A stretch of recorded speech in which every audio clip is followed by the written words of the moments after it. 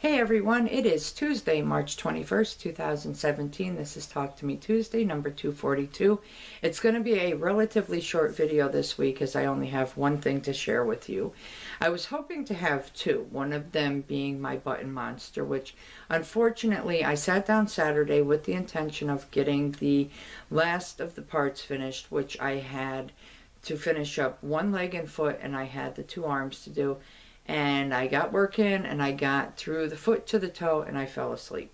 Yeah, so much for getting that finished. So I will be completing that and I will share that with you in my next video. The only other thing I had to share with you today is the bag I made to keep my meals in for lunches. And here it is. It is complete. It is finished. I did this one a little different than I did the one for my coworker. I decided instead of using the separate band around the top for the drawstring, I was just going to incorporate the drawstring right into the body of the bag itself. So the measurements on his when I cut the fabric were 8 1/4 by 8 1/4 for the base piece here, and then I did for the height of the bag, I did 8 1/4 by 9 1/4 for his. Mine is actually 8 by 8 for the bottom, before seams, 8 by 8 for the bottom, and then the body of the bag, this part here, was 8 by 11 1/2. It was just the length of the sheet of paper, and that was it. So gave me that little bit of extra. It does close right up at the top. I have this really nice, it's almost like a fabric thread that I used, a fabric yarn. This was actually used for something I made for Oaf and Jen. I believe it was a reusable shopping bag I crocheted for her. And it has this nice little bead, glass bead that holds it closed. So, and it does, thankfully, hold 4 containers. So the measurements came out just right. I used the Rubbermaid take-along containers. I believe these are called the small size. I'm not sure, but these are the ones I use. And it holds 4. That's 2, 3, and 4. And it holds them nice and snug and perfect fit. So yeah, this is the fabric. This is the Kellogg's cereal fabric with the different recipes on it. So there's that. I used broadcloth for the lining on it. And the strange thing was I actually had to use my daughter's sewing machine to complete both of the bags I made.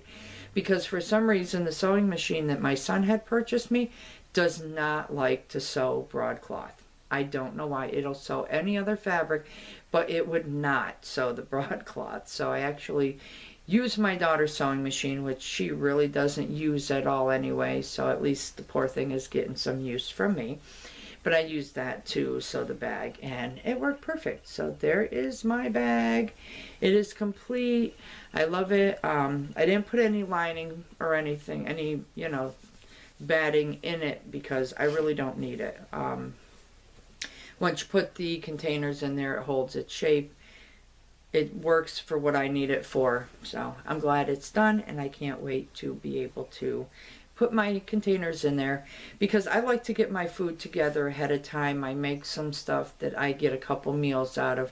So I put it into the separate containers like this, and then when it comes time to get ready for work in the morning, I just go in, I take one of the containers, put it in my lunch bag with whatever else I take to snack on and to drink, and I go. I don't have to sit there with a big container and dish it out, and yeah, so this will definitely get a lot of use. So anyway, that being said, I have been watching everyone's videos. Unfortunately, I don't get the opportunity to comment on them. I would have to use my computer, and because, as I've said in the past, I am on call 3 evenings a week, it uses up a lot of computer battery. And the issue is I have to be on a certain site in order for me to be able to use the programming and stuff, because the programming connected to my job does not work at all with Google. It will work with Firefox, but it will not work at all with Google. And the email won't work with anything but Internet Explorer. So Go figure, right? Anyway, there goes my camera going dark. We have a beautiful, bright, sunny, blue sky today after the storm that we recently had. Dumped well over 2 feet of snow on us. Yours truly ended up staying at home and working from home Tuesday and Wednesday because conditions, there's no way. I would have gotten to work Tuesday, I wouldn't have gotten home. So I was not risking it. I let them know ahead of time, if the weather looks that bad, I will work from home. And there's nothing different I'm going to do at the office that I can't do at home anyway. So anyway, that being said, like I was saying, I do watch everyone's videos. I just don't get the chance to comment. So just know that I am out there. I am watching. I love watching everyone's videos. Not just members of TTMT, but other people's videos as well. We've got Aaron Gimme Yarn 418, Jan Carruthers, Zoe. I'm not going to sit here and name everyone. I've seen a lot of Rose from the Philippines videos, Tilly Trout. I mean, there's just a wide variety of people whose videos I do sit and watch. I just don't get the chance to comment. And, sorry about that, guys. But just know I am watching your videos and I enjoy watching your videos.